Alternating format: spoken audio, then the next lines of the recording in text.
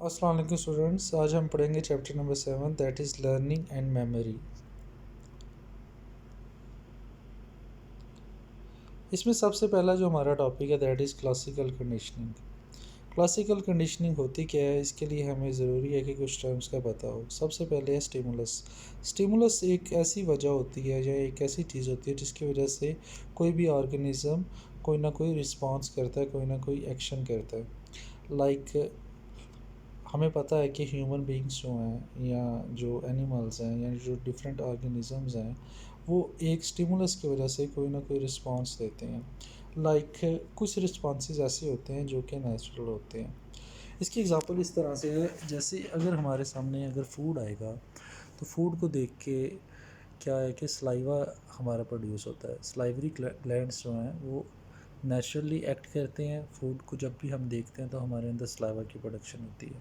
सो इस केस में जो फूड है दैट वाज द स्टिमुलस और जिसने कॉज किया एक response that is production of salivary that is activation of salivary glands. ठीक है, और सलाइवरी ग्लैंड्स की एक्टिवेशन से सलाइवा प्रोड्यूस हुआ। अच्छा, अब इसी चीज़ को अगर हम आगे लेके चलते हैं तो क्लासिकल कंडीशनिंग क्या होती है। क्लासिकल कंडीशनिंग का जो एक्सपेरिमेंट था दैट वाज डन बाय एक साइंटिस्ट थे पेवलव। 1927 में उन्होंने एक एक्सपेरिमेंट किया और ये एक्सपेरिमेंट डॉग्स पे किया गया। और इसमें उन्होंने ये देखा कि जब भी मीट आता है तो डॉग जो है उसके अंदर सलाइवा की प्रोडक्शन होती है, जो कि एक इनेट बिहेवियर है, एक नेचुरल बिहेवियर है जो कि डॉग ने लर्न नहीं किया, बल्कि पहले से नेचुरली उसके अंदर ये एबिलिटी है to produce saliva whenever a dog see the food. या डॉग जब भी खाने को खाने लगता है तो सलाइवा की प्रोडक्शन होती है। लेकिन एक्सपेरिमेंटर ने लर्न किया कि अगर जो फूड है उसको अगर वो एसोसिएट कर दें with the production with ringing of the bell, तो जब बेल रिंग होती है तब भी जो डॉग है उसके अंदर सलाइवा की प्रोडक्शन होती है। सो उन्होंने बड़े स्मार्टली इस एक्सपेरिमेंट को कह लें कि रन किया कि सबसे पहले वो बेल को रिंग करते थे और बेल को रिंग करने के 30 सेकंड बाद मीट जो है वो डॉग के सामने आता था। आहिस्ता आहिस्ता डॉग ने ये लर्न किया कि जब बेल की प्रोडक्शन होगी तो उसके 30 सेकंड बाद उसके सामने फूड आएगा। सो जो डॉग है उसने थ्रू लर्निंग जब बेल की प्रोडक्शन होती थी तब ही उसके अंदर सलाइवा की प्रोडक्शन स्टार्ट होगी। अब सलाइवा की जो प्रोडक्शन है अब वो किस चीज़ से एसोसिएटेड होगी, वो एक न्यूट्रल स्टिमुलस जो कि बेल की रिंगिंग है उसके साथ एसोसिएटेड होती गई। और डॉग ने ये लर्न कर लिया कि जब बेल की आवाज़ आएगी तो डेफिनेटली उसके 30 सेकंड्स बाद मुझे फूड मिलेगा। सो जो डॉग है वो पहले से ही उसके अंदर सलाइवा की प्रोडक्शन हो जाती थी जब बेल रिंग करती थी। अब ये जो एक्सपेरिमेंट है इसकी बेस पे हमें ये पता चलता है कि थ्रू लर्निंग जो है हम किसी भी न्यूट्रल स्टिमुलस को यूज़ करके कोई भी इनेट बिहेवियर जो होता है या जो इनेट रिस्पॉन्स है उसको प्रोड्यूस कर सकते हैं। अब ये तो सबसे पहले तो डॉग्स पे किया गया, उसके बाद ये जो एक्सपेरिमेंट है that was also done on human beings. अब इसमें जो टर्मिनोलॉजीज़ यूज़ की गई हैं दैट आर वेरी इंटरेस्टिंग। अच्छा, सबसे पहले क्या है कि जब मीट जो है that is an unconditioned stimulus और इसकी वजह से जो रिस्पांस आता है कि सलाइवा की production that is an unconditioned response. लेकिन जब हम बेल की इंट्रोडक्शन करवाते हैं एक्सपेरिमेंट में और डॉग जो है वो लर्न कर लेता है कि बेल जो है उसकी रिंगिंग के 30 सेकंड बाद जो है फूड आएगा, तो फिर जो न्यूट्रल स्टिमुलस है बेल वो बन जाता है एक कंडीशनड स्टिमुलस। और वो जो कंडीशनड स्टिमुलस है उसकी वजह से जो सलाइवा की प्रोडक्शन होती है डॉग में उसको फिर हम कहते हैं कंडीशनड रिस्पांस। सो हमने क्या किया है थ्रू क्लासिकल कंडीशनिंग, हमने ये किया है कि एक न्यूट्रल स्टिमुलस को हमने किस में चेंज कर दिया है, एक कंडीशनड स्टिमुलस में। और जो अनकंडीशनड रिस्पांस था उसको अब हमने बना दिया है कंडीशनड रिस्पांस। क्योंकि अब जो रिस्पांस है डॉग का कि जैसे ही बेल रिंग होती है तो डॉग के जो माउथ है उसके अंदर जो सलाइवा की प्रोडक्शन है अब ये एक लर्नड फिनोमिना के थ्रू उसने सीखा है, इस वजह से हम इसको कहेंगे एक कंडीशनड रिस्पांस। अब ये जो डायग्राम है ये भी सेम चीज़ को डिपिक्ट करती है और एक्सप्लेन करती है इस सारे एक्सपेरिमेंट को डिटेल में। इसको अगर आप पढ़ोगे तो आपको एक्सपेरिमेंट की मज़ीद समझ आ जाएगी। अच्छा, अब हमने सबसे पहले तो देखा कि डॉग्स के अंदर किस तरह से प्रोडक्शन होती है या किस तरह से जो कंडीशनड लर्निंग है वो हम एनिमल्स पे करते हैं। इसी तरह से हम ये जो फिनोमेना है कंडीशनड लर्निंग का या कंडीशनड प्रिंसिपल्स का, इनको ह्यूमन बींग्स पे भी अप्लाई कर सकते हैं। इसके लिए जो सबसे पहले इन्होंने एक्सपेरिमेंट किया वो उसमें उन्होंने एक चाइल्ड को यूज़ किया, एक बच्चे को यूज़ किया, और 1920 में ये एक्सपेरिमेंट किया गया। और उसमें उन्होंने क्या किया कि जो एक रैट है उसको एसोसिएट किया विद फियर। अच्छा, अगर हम वैसे जनरली बात करते हैं तो कंडीशनिंग के जो प्रिंसिपल्स हैं उनको हम डेली लाइफ में भी देख सकते हैं। लाइक खाने को देख के क्या है कि हमारे अंदर सलाइवा की प्रोडक्शन होती है, लेकिन फॉर एग्ज़ाम्पल अगर हम रोड पे जाते हुए मैकडोनल्ड का साइन बोर्ड देखेंगे तो सेम फीलिंग्स हमारे अंदर आएंगी, या सेम हो सकता है कि हमारे मुंह में सलाइवा की प्रोडक्शन हो। This is due to classical conditioning, कि जब हम फूड से रिलेटेड कोई डिफरेंट चीज़ भी देखते हैं, कोई जस्ट एडवर्टाइजमेंट भी देखते हैं, तो हमारे अंदर क्या है, सेम रिस्पॉन्स प्रोड्यूस होता है। इसी तरह से अक्सर जो इंसान होते हैं उनके जो फ़ियर या फ़ोबियाज़ हैं वो भी क्लासिकल कंडीशनिंग की वजह से होते हैं। फॉर एग्ज़ाम्पल अगर आप किसी बच्चे को छोटे होते से जिन या भूत या इस चीज़ों से डराने लग पड़े, या स्पाइडर से डराने लग पड़े, या स्नेक से डराने लग पड़े, तो वो बच्चा हर उस चीज़ से डरेगा जिससे आप उसको डराते हैं। हालांकि अगर वो चीज़ मौजूद नहीं भी है या वो चीज़ हार्मफुल नहीं भी है, फिर भी बच्चा उन चीज़ों से डरेगा, क्योंकि थ्रू क्लासिकल कंडीशनिंग उसके माइंड में ये चीज़ बैठ गई है कि ये चीज़ हार्मफुल है। अच्छा, इस एक्सपेरिमेंट को जब उन्होंने किया तो 11 मंथ का एक बेबी था जिसका नाम था एल्बर्ट, जिस पे जो एक्सपेरिमेंट किया गया। अब क्या है कि लाउड नॉइज़ जो है दैट क्रिएट्स फियर, ये तो एक नेचुरल चीज़ है। लेकिन उन्होंने क्या किया कि इन एक्सपेरिमेंट उन्होंने जो लाउड नॉइज़ है उसको पेयर अप किया विद रैट। अब क्या था कि जैसे ही लाउड नॉइज़ प्रोड्यूस होता था उसके साथ ही एक जो रैट है वो भी बच्चे के सामने आ जाता था इन दिस एक्सपेरिमेंट। अब बच्चे ने आफ्टर फ्यू टाइम्स जब ये एक्सपेरिमेंट रिपीट किया तो बच्चे ने जो नॉइज़ है और जो फियर है, उसने फियर को एसोसिएट कर दिया नाइस के साथ। तो वैसे भी नेचुरली एसोसिएटेड है फियर, तो उसने क्या किया कि थ्रू लर्निंग उसने रैट के साथ बच्चे ने लर्न कर लिया फियर को एसोसिएट करना। अब क्या था कि अगर नाइस प्रोड्यूस ना भी किया जाए, जस्ट रैट जो है अगर वो बच्चे के सामने आता था तो बच्चा जो है वो डर जाता था। इस तरह से फिर उन्होंने ये देखा कि जब उस रैट जैसी अगर कोई और चीज़ भी अगर बच्चे के सामने आती थी तो फिर भी जो रिस्पॉन्स है बच्चे में वो फियर का क्रिएट होता था। फॉर एग्ज़ाम्पल अगर वाइट कलर का रैट उस एक्सपेरिमेंट में यूज़ हुआ था, तो अगर वाइट कलर का रैबिट भी बच्चे के सामने आता था तो बच्चा डरता था। सो हम देख सकते हैं कि ह्यूमन बींग्स में भी क्लासिकल कंडीशनिंग जो है वो होती है, और इंसान जो है वो डिफरेंट स्टिमुलस को, न्यूट्रल स्टिमुलस को थ्रू लर्निंग कंडीशनड स्टिमुलस में चेंज कर देता है और आहिस्ता आहिस्ता लर्न कर लेते हैं। एक्सटिंक्शन क्या होता है? एक्सटिंक्शन से मुराद ये है कि आहिस्ता आहिस्ता अगर हम उसी एक्सपेरिमेंट को देखें जो डॉग एक्सपेरिमेंट्स था, पेवलोव ने जो किया था, उसी को अगर हम दोबारा से स्टडी करें तो उसी में हमें एक्सटिंक्शन का कंसेप्ट भी मिल सकता है। फॉर एग्ज़ाम्पल डॉग ने लर्न किया था कि जैसे बेल बजेगी उसी तरह थोड़े 30 सेकंड्स के बाद फूड आएगा, इसलिए डॉग ने लर्न किया कि बेल की प्रोडक्शन को डॉग ने लर्न करके एसोसिएट कर लिया सलाइवा की प्रोडक्शन के साथ। लेकिन अगर दोबारा एक्सपेरिमेंट को रिपीट किया जाए और अब बेल की प्रोडक्शन के बाद अगर मीट जो है वो ना आए डॉग के सामने, तो डॉग जो है वो आहिस्ता आहिस्ता ये लर्न कर लेगा कि अब जो है बेल की कोई एसोसिएशन नहीं रही फूड के साथ। इस वजह से अब बेल की जो एसोसिएशन थी सलाइवा प्रोडक्शन के साथ वो भी डॉग उसको भी आहिस्ता आहिस्ता अनलर्न कर देगा। तो इसको हम क्या कहेंगे, इन अदर वर्ड्स एक्सटिंक्शंस, कि जो पहले से एक कंडीशनड रिस्पॉन्स डॉग ने लर्न किया था उसको उसने क्या किया, अनलर्न कर दिया।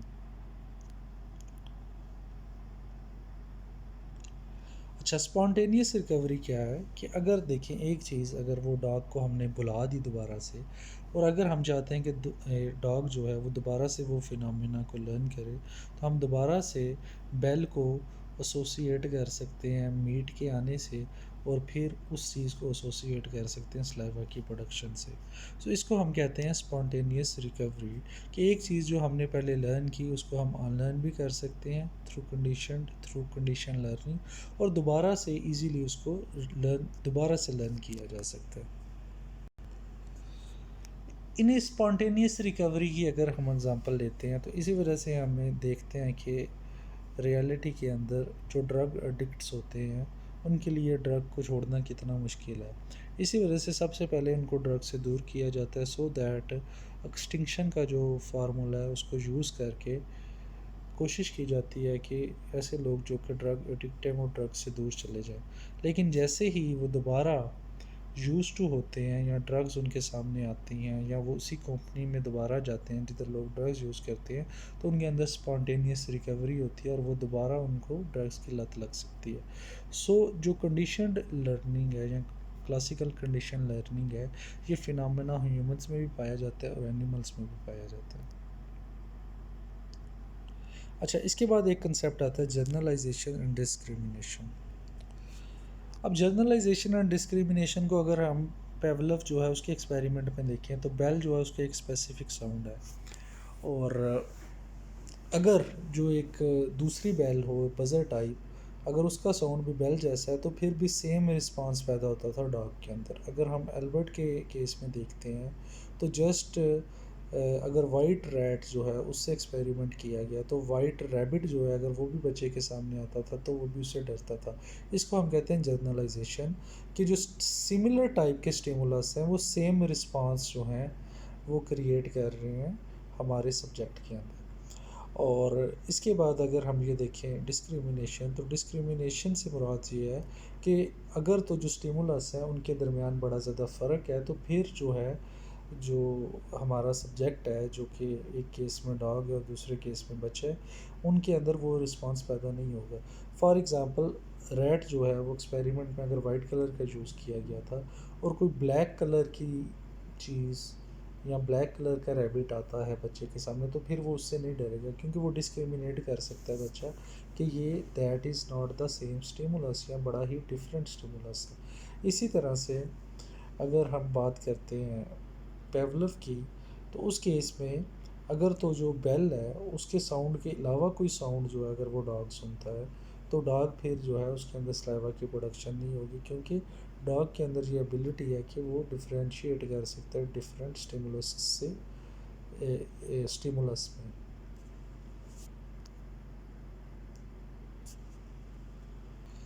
अच्छा, और इसके अलावा इसमें ये है कि अगर जो ओरिजिनल स्टिमुलस है उसके करीब तर होगा जो न्यू स्टिमुलस है, तो फिर जो रिस्पांस है सब्जेक्ट के अंदर उसके होने का चांस ज़्यादा है। और अगर तो वो जो न्यू स्टिमुलस है वो काफ़ी हद तक मुख्तलिफ है ओल्ड स्टिमुलस से, फिर रिस्पांस उजागर करने का जो चांस है सब्जेक्ट के अंदर वो कम है।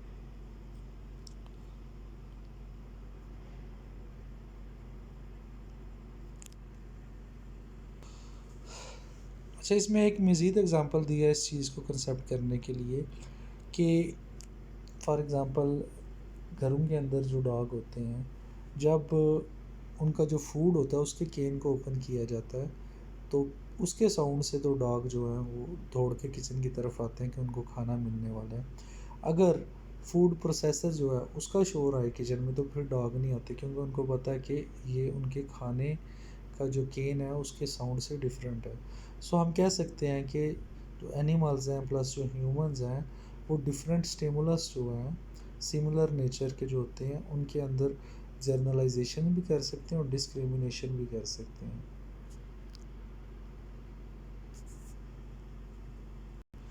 इसको अगर हम प्रैक्टिकल एग्जांपल में देखते हैं, अगर आप स्ट्रीट पे वॉक कर रहे हो, तो मोस्टली हम में से जो है सब इंसान वो डिफरेंशिएट कर सकते हैं किसी भी डॉग को देख के कि इस डॉग का बिहेवियर जो है वो अग्रेसिव है या that is a very time dog जो कि बिल्कुल पालतू सा है। सो इस तरह से हम चीज़ों को डिफरेंट अपनी प्रैक्टिकल लाइफ्स में भी देख सकते हैं। अब सेकंड हमारे पास लर्निंग जो है that is apparent learning. Apparent learning जो है या अपरेंट कंडीशनिंग जो है ये डिफरेंट है थोड़ी सी क्लासिकल कंडीशनिंग से। अब वॉलंटरी रिस्पॉन्सेज ऐसे रिस्पॉन्सेज होते हैं जो कि हम अपनी मर्ज़ी से परफॉर्म करते हैं।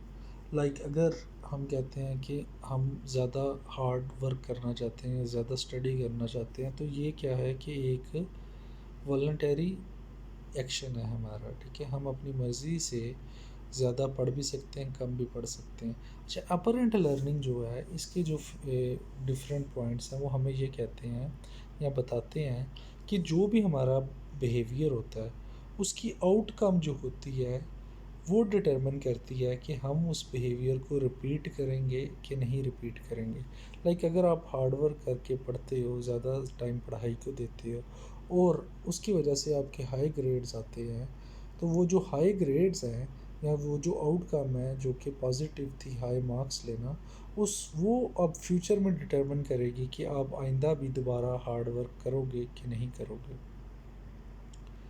इसके अलावा अगर तो आपका जो रिस्पॉन्स है किसी भी चीज़ का जो एंड इफ़ेक्ट है वो अगर नेगेटिव है, तो फिर क्या आप करोगे, फिर आप उस काम को अवॉइड करोगे करने से।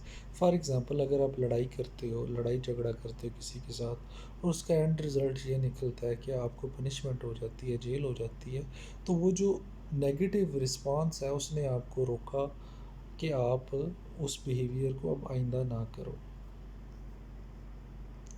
अच्छा, इस चीज़ को एक्सप्लेन करने के लिए जो एक लॉ है या जो एक एक्सपेरिमेंट किया गया उसको बोला जाता है थर्नडाइक्स लॉ ऑफ इफेक्ट। अच्छा, इसमें उन्होंने क्या किया कि एक कैट को लिया और कैट को उन्होंने केज के अंदर बंद किया। अब केज के अंदर आप किसी भी अगर जानवर को बंद करोगे तो डेफिनेटली वो कोशिश करेगा केज से बाहर आने की। अब क्या था कि केज के अंदर एक लीवर मौजूद था जिसको पुश करके कैट उस केज से बाहर आ सकती थी। उन्होंने ये नोटिस किया कि जब केज के बाहर उन्होंने फूड को रखा तो जो कैट है वो ज़्यादा एंशियसली या ज़्यादा एफर्ट करती थी केज से बाहर आने के लिए, और जब फूड मौजूद नहीं था होता तो तब कैट एफर्ट तो करती थी लेकिन वो एफर्ट इतनी ज़्यादा नहीं होती थी। सो हमें इससे दो तीन इंसाइट्स मिलती हैं कि जो पॉजिटिव आउटकम है किसी भी रिस्पॉन्स, किसी भी स्टिमुलस के अगेंस्ट या किसी भी एक्शन की जो पॉजिटिव आउटकम है वो डिटरमिन करती है कि फ्यूचर में हम उस काम को कितना ज़्यादा करेंगे या कितना ज़्यादा उसको अवॉइड करेंगे। सो जो कैट है, फूड उसके लिए एक पॉजिटिव आउटकम थी, इस वजह से वो केज के अंदर भी जब थी तो कैट ज़्यादा एफर्ट करती थी केज से बाहर आने के लिए, क्योंकि उसको पता था कि बाहर जाकर उसको फूड मिलेगा। इसी तरह से ह्यूमन बींग्स की लाइफ के अंदर जो रिवार्ड्स होते हैं, अगर आप किसी भी जगह पे जॉब करते हो और आप अच्छा परफॉर्म करते हो और आपका एम्प्लॉयर आपकी सैलरी बढ़ा देता है, तो आपकी जो सैलरी बढ़ना जो आपको एक रिवार्ड मिला है वो आपको फ्यूचर में भी मोटिवेट करेगा कि आप अच्छे से काम करो।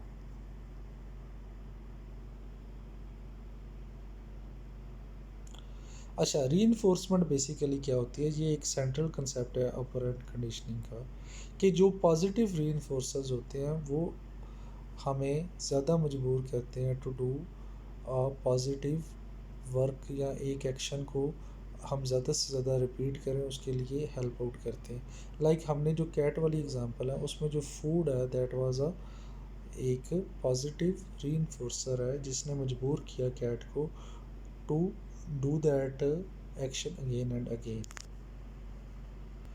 इसी तरह से जो हमने बात की कि जो बोनस होता है या सैलरी का इंक्रीज़ होता है, ये ह्यूमन बींग्स के लिए क्या एक्ट करता है, एज एन रीइंफोर्सर एक्ट करता है और हमें मजबूर करता है कि हम अपने बिहेवियर को रिपीट करें इन फ्यूचर भी। इसी तरह से कुछ पॉजिटिव स्टिमुलस होते हैं या जिनको हम पॉजिटिव रीइंफोर्सर्स कहते हैं, इसी तरह से कुछ नेगेटिव स्टिमुलस होते हैं या नेगेटिव रीइंफोर्सर्स होते हैं। लाइक अगर आपको कुछ गलत काम करते हो तो जेल में डाला जाता है, तो जो पनिशमेंट दी गई है दैट इज़ एन नेगेटिव रीइंफोर्सर, उसका मेन मकसद ये था कि आप अपने बिहेवियर को रिपीट ना करें, और जो पॉजिटिव रीइंफोर्सर्स हैं वो हमें मोटिवेट करते हैं to repeat our behaviour again and again.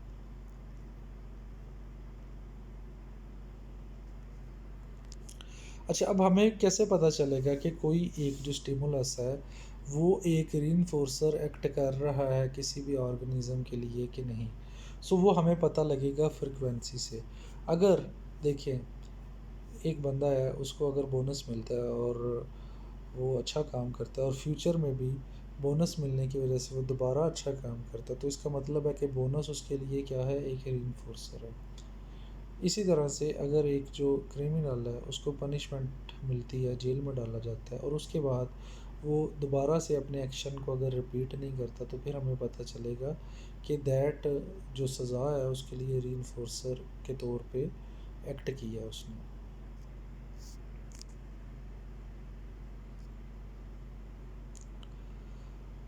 एक कंसेप्ट है लर्निंग के अंदर, लेटेंट लर्निंग। सबसे पहले हम इसकी डेफिनेशन को देखेंगे। लेटेंट लर्निंग जो है ये एक कॉग्निटिव प्रोसेस है कि देखें, हर इंसान या एनिमल जो है वो अपने माइंड को यूज़ करता है, लेकिन लेटेंट लर्निंग में हमने ये देखा है कि कोई भी जो बिहेवियर है वो हम लर्न तो कर लेते हैं, लेकिन उसको हम तब तक डिमॉन्स्ट्रेट नहीं करते जब तक कोई इंसेंटिव प्रोवाइड नहीं किया जाता उसको डिस्प्ले करने के लिए। इस कंसेप्ट को एक्सप्लेन करने के लिए एक एक्सपेरिमेंट किया गया, जिसमें कुछ रैट्स को मेज़ के अंदर डाला गया, मीन्स के भूल भुलैयों में डाला गया। अब क्या है कि रैट्स जो हैं ट्रायल एंड एरर मेथड के बाद उस मेज़ से निकल जाते थे, लेकिन वो अपने उस जो भूल भुलैया हैं उसको एज़ इट इज़ लर्न नहीं कर रहे थे, या उस पे फोकस नहीं कर रहे थे, उसकी ठीक तरह से लर्निंग नहीं कर रहे थे। लेकिन जब उन्होंने मेज़ के एंड पे फूड को रखा, तो फिर उन्होंने देखा कि जो रैट है वो जो भूल भुलैया का एक मेज़ है उसको, उसका जो रास्ता है उसको ठीक तरह से लर्न करने लग पड़े, क्योंकि उनको पता था कि जैसे ही मेज़ से वो एग्ज़िट होंगे तो एट द एंड उनको क्या मिलेगा, फूड मिलेगा, जो कि एक रीइंफोर्समेंट है या एक पॉजिटिव आउटकम है। सो हम लेटेंट लर्निंग कह सकते हैं ऐसी लर्निंग को जिसमें कोई भी ऑर्गेनिज्म जो है वो तब तक कोई भी न्यू लर्निंग नहीं करता जब तक उसको उसका पॉजिटिव एंड रिजल्ट नहीं मिलता।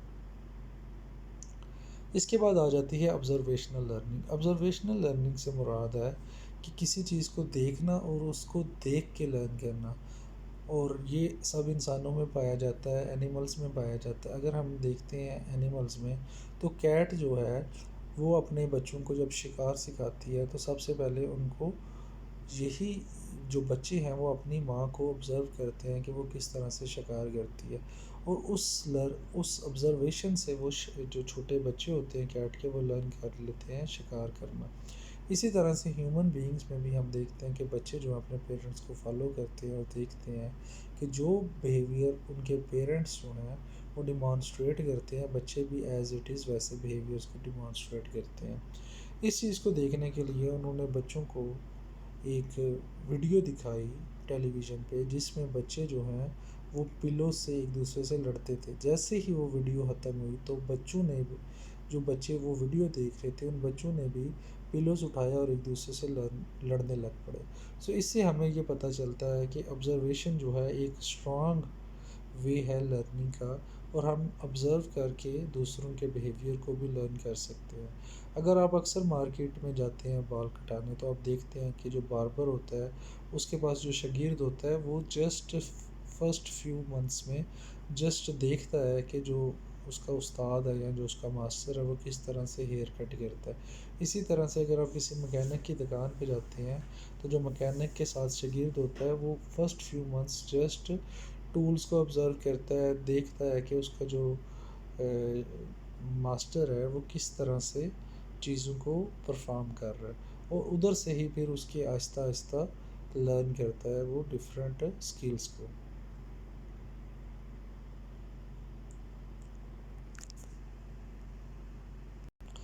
इसी वजह से हम ये कह सकते हैं कि जो ऑब्ज़र्वेशनल लर्निंग है ये बड़ी इम्पॉर्टेंट है, स्पेशली स्किल्स को लर्न करने के लिए। और स्किल्स को हमेशा हम दूसरों से ऑब्ज़र्व करके ही सीखते हैं और अपने आप और उनको शेप अप करते हैं।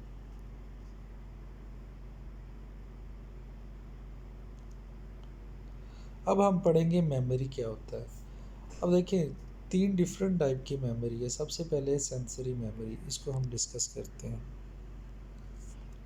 देखिए ह्यूमन बीइंग्स जो हैं सबसे पहले कोई भी चीज़ जो है वो उनकी सेंसेस जो हैं उसको पिकअप करती हैं। लाइक हमारी जो ईयर्स हैं वो साउंड को पिक करते हैं, हमारी जो आइज़ हैं वो लाइट को पिक करती हैं। जो सबसे पहले जो मेमोरी है वो जिधर से हमारे माइंड में जानी होती है, सबसे पहले जो एक पाथ है that is sensory memory. Sensory memory में जो भी इंफॉर्मेशन है वो शॉर्ट टर्म के लिए स्टोर होती है, लाइक जस्ट 2 to 3 सेकंड के लिए। फिर वो सेंसरी मेमोरी से आगे जो है इंफॉर्मेशन पास होती है शॉर्ट मेमोरी में, और शॉर्ट मेमोरी से फिर लॉन्ग मेमोरी में। अगर तो इंफॉर्मेशन जो है उस पे वो जस्ट फॉर फ्यू सेकंड हम उससे एक्सपोज हों, तो वो जस्ट हमारी सेंसरी मेमोरी से कह लें कि स्टोर होगी, और उधर से फिर वो डिलीट हो सकती है, आगे फर्दर स्टोर नहीं हो सकती। फॉर एग्ज़ाम्पल अगर आप जस्ट 1 सेकंड के लिए कोई डिफरेंट सी आवाज़ को सुनोगे तो आप उसको दोबारा से रिकॉल नहीं कर सकोगे। अगर एक इमेज जस्ट फॉर 1-2 सेकंड आपकी आंखों के सामने से गुजरेगा तो आप उसको रिकॉल नहीं कर सकते, स्टोर नहीं कर सकते, क्योंकि वो जस्ट आपकी सेंसरी मेमोरी में इनिशियली स्टोर हुआ था और उसके बाद दैट वाज डिलीटेड बिकॉज आप जो है आपके पास टाइम नहीं था उसको दोबारा से या गौर से ऑब्ज़र्व करने का, और अपनी सेंसरी मेमोरी से उसको शॉर्ट टर्म मेमोरी में या फिर लॉन्ग टर्म मेमोरी में ट्रांसफ़र करने का। लाइक अगर आसमान पे एकदम से कोई इमेज क्लिक करे या इमेज जो है वो बने, तो आप उसको मेमोराइज़ नहीं कर सकते क्योंकि उसकी जो ड्यूरेशन है वो बड़ी शॉर्ट थी। इसी तरह से जब सेंसरी मेमोरी है उधर से इंफॉर्मेशन जो है वो स्टोर होके फिर शॉर्ट टर्म मेमोरी में जाती है। शॉर्ट टर्म मेमोरी में जो इंफॉर्मेशन है वो ज़्यादा देर तक रह सकती है, लेकिन उसकी मियाद भी कुछ सेकंड्स ही होती है।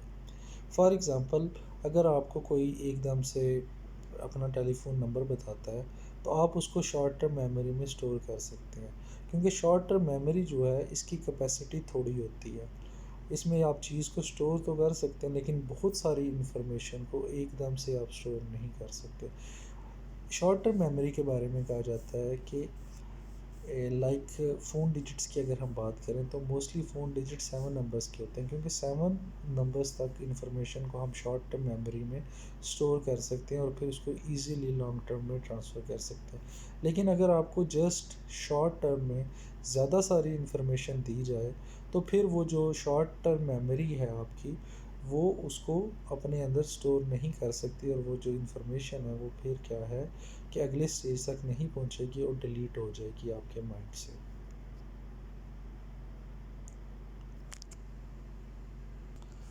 और इसके साथ साथ एक जो इम्पोर्टेंट बात है वो ये है कि शॉर्ट टर्म मेमोरी में आप चीज़ों की डिटेल को भी स्टोर नहीं कर सकते।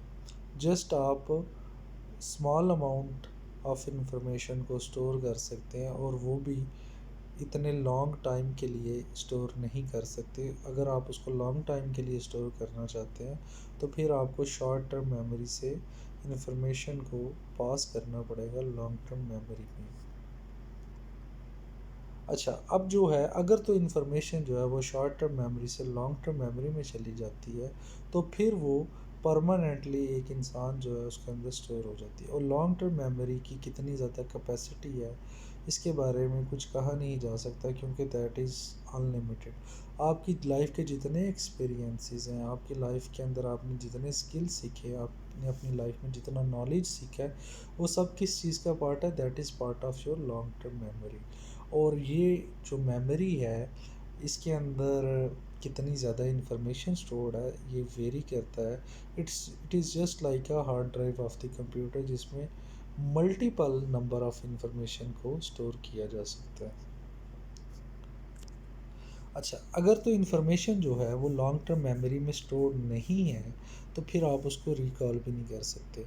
अक्सर देखा गया है कि वो लोग जिनको इंजरी हो जाती है और वो जब इंफॉर्मेशन को अपनी लॉन्ग टर्म मेमोरी में स्टोर नहीं कर सकते, तो वो लोग फिर न्यू मेमोरीज नहीं बना सकते। उनके अंदर फिर जो है जस्ट वो जो इंजरी से पहले की याददाश्त थी वो रहेगी और नई याददाश्त को वो नहीं बना सकेंगे, क्योंकि उनकी लॉन्ग टर्म मेमोरी जो है वो इंजरी की वजह से डैमेज हो गई है।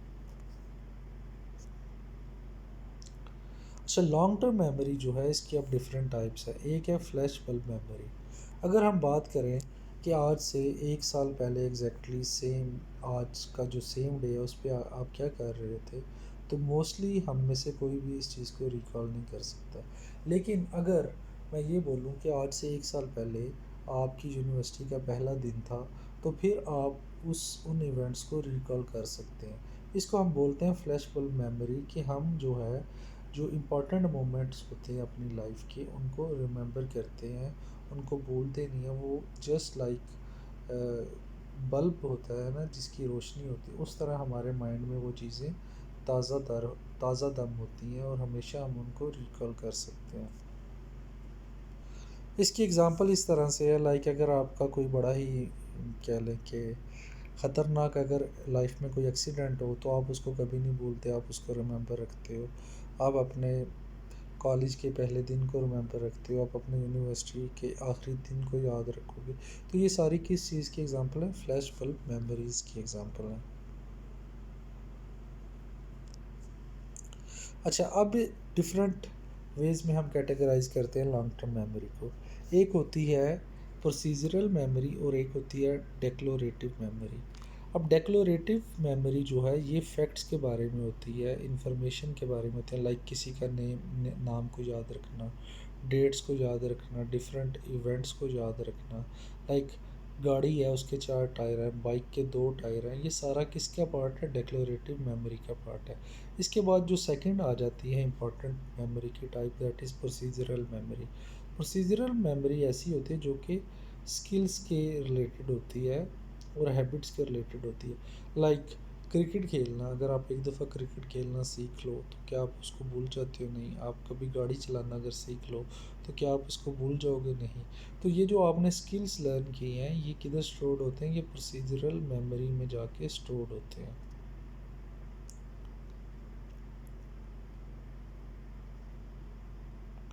अच्छा, फिर आ जाता है समनेटिक मेमोरी। अब समनेटिक मेमोरी जो है ये बेसिकली आपकी मेमोरी है अबाउट जनरल नॉलेज और दुनिया के बारे में जो फैक्ट्स हैं उनके बारे में आपका नॉलेज। और ये जो मेमोरी होती है ये बेसिकली ज़्यादा डिपेंड करती है लॉजिक के ऊपर या रूल्स के ऊपर। और इसके अंदर मैथ्स के जो फार्मूलाज हैं, मैथ्स के जो रूल्स आप लर्न करते हैं वो भी सारा किस चीज़ का पार्ट है? सिनेप्टिक मेमोरी का पार्ट है। और ये ज़्यादातर क्या होती है? लॉजिकल होती है। लाइक अगर आपको एक फार्मूला आता है तो आप उस फार्मूला को यूज़ करके कोई भी चीज़ को का आंसर निकाल सकते हो। आपको मल्टीप्लिकेशन आती है, डिवीज़न आती है, तो ये चीज़ें क्या हैं? ये ज़्यादातर लॉजिकल चीज़ें हैं जो कि रूल्स पर डिपेंड करती हैं, नंबर्स पे डिपेंड करती हैं। ये किस चीज़ का पार्ट है? ये आपकी सबनेटिक मेमोरी का पार्ट है। इसके बाद आ जाता है episodic memory. Episodic memory is just like flashbulb memory, और ये ज़्यादा किस चीज़ के बारे में आती है? आपके जो लाइफ के इम्पोर्टेंट इवेंट्स हैं वो आपको याद रहते हैं उनके बारे में होती है। लाइक अगर आपकी 21st बर्थडे बड़ी ज़्यादा सेलिब्रेट की गई थी, बड़ी धूमधाम से सेलिब्रेट की गई थी, तो आपको हमेशा ये याद रहेगा। तो ये किस चीज़ का पार्ट है? एपिसोडिक मेमोरी का पार्ट है। और जो रूल्स होते हैं या लॉजिक होती है वो किस चीज़ का पार्ट होता है? वो सबनेटिक मेमोरी का पार्ट होता है। इसके बाद आ जाता है सबनेटिक नेटवर्क। ये क्या है? देखिए, बेसिकली इंसान जो है वो इंफॉर्मेशन को तब ही जाके अपनी मेमोरी में स्टोर करता है जब वो उस इंफॉर्मेशन को लॉजिकली या उसको अपने अंदर किसी न किसी कह लें कि लिंक के साथ स्टोर करता है। जो इन्फॉर्मेशन होती है हमारे पास जो स्टोर होती है हमारी मेमोरी में, उसके हमने हमेशा कनेक्शंस बनाए होते हैं और वो क्या होती है? आपस में मोस्टली इंटरकनेक्टेड होती है। अगर आपको ये बोला जाए कि रेड कलर की चीज़ों के बारे में सोचें, और डेफिनेटली आप कुछ ना कुछ जो रेड इम्पॉर्टेंट चीज़ें वो आपके माइंड में आएंगी। फिर सेकंड आपसे बोला जाए कि आप फ्रूट्स के बारे में सोचो। अच्छा, तो वो चीज़ जो आपने पहले सोची थी, सेकंड बार जो क्वेश्चन किया गया है, वो चीज़ आप जो आपने फर्स्ट क्वेश्चन में सोची थी, ज़्यादा चांसेस है कि सेकंड क्वेश्चन में भी पहले आप उस चीज़ को सोचो। लाइक जब मैंने आपको बोला कि रेड चीज़ के बारे में सोचें, तो अगर आपके माइंड में उस वक़्त अगर एप्पल आया था, तो जब मैंने सेकंड क्वेश्चन किया कि फ्रूट्स के बारे में सोचें, तो फिर ऑटोमेटिकली एप्पल जो है वो सबसे पहले दोबारा आपके माइंड में आएगा। इसका मतलब है कि जो हमने इन्फॉर्मेशन अपने माइंड में स्टोर की होती है, वो मोस्टली क्या होती है, इंटरकनेक्टेड होती है। जितनी ज़्यादा इन्फॉर्मेशन आपस में इंटरकनेक्टेड होगी, जितनी ज़्यादा हम उसको कनेक्ट कर सकेंगे डिफरेंट इवेंट्स के साथ या डिफरेंट चीज़ों के साथ, उतना बेटर है कि हम उसको रिकॉल कर सकेंगे। और यही वजह होती है कि वैसी इन्फॉर्मेशन जो कि जिसको हम डिफरेंट चीज़ों के साथ एसोसिएट कर सकते हैं, उनको हम इजीली रिकॉल भी कर सकते हैं। इसलिए बड़ा ज़रूरी है कि जब भी कोई चीज़ अगर आप चाहते हो कि आपकी मेमोरी में हमेशा रहे, तो आप उसको सबसे पहले अंडरस्टैंड करो। जब आप उसको अच्छे से अंडरस्टैंड करोगे, तो फिर वो इन्फॉर्मेशन जो है वो हमेशा आपकी लॉन्ग टर्म मेमोरी में स्टोर रहेगी। Autobiographical memory. ऑटोबायोग्राफिकल मेमोरी से मुराद ऐसी मेमोरी है जो कि आपके पास से रिलेटेड है। देखिए, हम सब जो हैं अपनी लाइफ के इम्पोर्टेंट इवेंट्स, अपनी ए, जो इम्पोर्टेंट लाइफ में हमारे साथ चीज़ें हुई होती हैं, या इम्पोर्टेंट जो हमारी लाइफ के सरकमस्टांसिस होते हैं, उनको हमेशा याद रखते हैं। तो वो सारा किस चीज़ का पार्ट होता है, ऑटोबायोग्राफिकल मेमोरी का पार्ट होता है। लेकिन ऑटोबायोग्राफिकल मेमोरी के बारे में बोला जाता है कि इसके इसके ऊपर हम डिपेंड नहीं कर सकते एक्यूरेसी के साथ। हम 100% एक्यूरेसी के साथ अपनी लाइफ के पुराने इवेंट्स को रिकॉल नहीं कर सकते। उसकी मेन एक वजह ये है कि जब भी हम रिकॉल करते हैं किसी भी पुराने इवेंट को, तो जो हमारी वॉइसनेस होती है या जो हमारा एक व्यू पॉइंट होता है, उसको मद्देनज़र रखते हुए हम हमेशा इवेंट्स को रिकॉल करते हैं या बताते हैं। अगर हम एग्ज़ाम्पल लेते हैं कि कोई भी इवेंट अगर अकर होता है, तो एक बंदा, for example A and B की लड़ाई हुई है और हम बैठ के उसको ऑब्ज़र्व कर रहे हैं। अगर हम जो हैं ए के फ्रेंड हैं, तो हम उस इवेंट को हमेशा अपने दोस्त को बचाने के हवाले से उसको इंटरप्रेट करेंगे, और इवेंट को कि वो चीज़ें हमें याद रहेंगी जो कि हमारे दोस्त ए है उसको उसके हक़ में जाती हैं, और वो चीज़ें जो कि उसके हक़ में नहीं जाती, उनको हम बयान नहीं करेंगे और समझेंगे भी इवेंट को उस तरह से अपनी वॉइसनेस के हवाले से। सो जो हमारी ऑटोबायोग्राफिकल मेमोरी होती है, वो इतनी ज़्यादा रिलायबल नहीं होती, क्योंकि उसके अंदर हमारी पसंद और नापसंद शामिल होती है। अच्छा, एक क्वेश्चन आता है कि वाई वी फॉरगेट। हम इस वजह से फॉरगेट कर जाते हैं क्योंकि हम इंफॉर्मेशन को जब ज़्यादा अरसे तक रिकॉल नहीं करते, तो जो लॉन्ग टर्म मेमोरी में भी चीज़ें पड़ी होती हैं, वो भी आहिस्ता आहिस्ता उसमें से डिलीट हो जाती हैं। और फिर परमानेंटली जब वो चीज़ें हमारी मेमोरी में से डिलीट हो जाती हैं, तो फिर हम उनको रिकॉल नहीं कर सकते। इसके अलावा ये भी हो सकता है कि अगर आप किसी चीज़ पे तवज्जो नहीं देते, फ़ोकस नहीं देते, तो हो सकता है कि आपने उस चीज़ को लर्न ही नहीं था किया, और जब लर्न ही नहीं किया तो फिर उसको फ़ॉरगेट ही करना है। इस वजह से ज़रूरी है कि जब भी आप चीज़ें जो हैं उनको अच्छे से अगर अंडरस्टैंड करेंगे, तो फिर वो लॉन्ग टर्म मेमोरी में स्टोर भी रहेंगी। और सबनेटिक नेटवर्क में जैसे हमने पढ़ा कि जितनी ज़्यादा इन्फॉर्मेशन की एसोसिएशन होगी दूसरी इन्फॉर्मेशन के साथ, जितनी ज़्यादा वो लिंक्ड होगी, उतना ज़्यादा चांस है कि वो लॉन्ग टर्म में आपके मेमोरी सेल्स में स्टोर है। इसके अलावा हम ये भी कह सकते हैं कि जो हमारा ब्रेन है that is a physical thing, और इसके अंदर जो मेमोरी सेल्स हैं, with time they start dying, और जब वो मरने लगते हैं, तो जो मेमोरी सेल्स हैं उनकी जो कैपेसिटी है with old age that becomes very less, और हम चीज़ों को भूलना स्टार्ट कर देते हैं। इसके अलावा हमने ऑटोबायोग्राफिकल मेमोरी में ये चीज़ भी देख सकते हैं हम कि जो हमारी लाइफ के ऐसे इवेंट्स होते हैं जो कि हमारे प्रेजेंट से ज़्यादा मुताबिकत नहीं रखते, उनसे ज़्यादा कह लें कि उनके मुताबिक नहीं होते, उनको भी हम क्या करते हैं, भूलने लग पड़ते हैं। फॉर एग्ज़ाम्पल अगर आपकी जो प्रेजेंट लाइफ है वो अगर बड़ी हैप्पी है, प्लेयरेबल है, तो आप बड़ी जल्दी वो इवेंट्स जो कि आपकी लाइफ के बड़े सैड इवेंट्स थे या बड़े डिसप्लेयर वाले इवेंट्स थे उनको फॉरगेट कर जाएंगे। सो ऑटोबायोग्राफिकल मेमोरी का एक फ़्लॉ ये भी है कि ऐसी इंफॉर्मेशन या ऐसा नॉलेज या ऐसा डाटा जो कि हमारे प्रेजेंट से ज़्यादा मिलता नहीं है, उसको हम क्या कर देते हैं, भूल जाते हैं। और जब भूल जाते हैं तो फिर हम उसको ठीक से रिकॉल नहीं कर सकते। Thank you, that is end of our chapter. Thank you for listening.